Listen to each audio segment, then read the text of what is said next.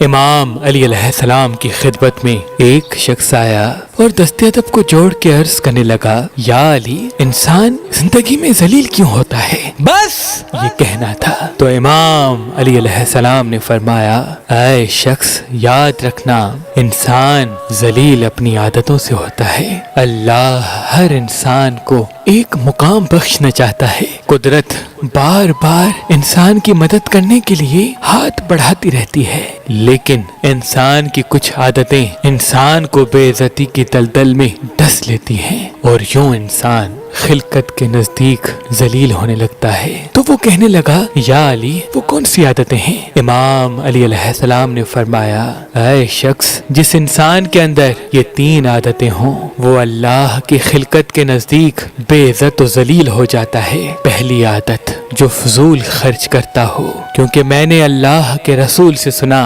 فضول خرچ کرنا شیطان کی صفت ہے۔ جو انسان فضول خرچ کرتا ہے وہ مفلس ہو کے ذلیل ہو جاتا ہے۔ اور دوسرا، جھوٹ بولنا، میں نے اللہ کے رسول سے سنا کہ جو انسان اللہ کی خلقت سے جھوٹ بولتا ہے تو اللہ کی مخلوق کے نزدیک وہ دن بدن ذلیل ہوتا جاتا ہے۔ اور تیسرا، غصہ کرنا، میں نے اللہ کے رسول سے سنا کہ جو انسان اللہ کی مخلوق پہ غصہ کرتا رہتا ہے تو یوں وہ اللہ کی خلقت کے دلوں سے اتر جاتا ہے اور بے عزتی کی دلدل میں گر کر ذلیل ہونے لگتا ہے۔ اے شخص، تم ان 3 چیزوں سے اپنے آپ کو بچا لو، تم تا ابد تا حیات محترم رہو گے۔ تم تا ابد تا حیات محترم رہو گے۔ تم تا ابد تا حیات محترم رہو گے۔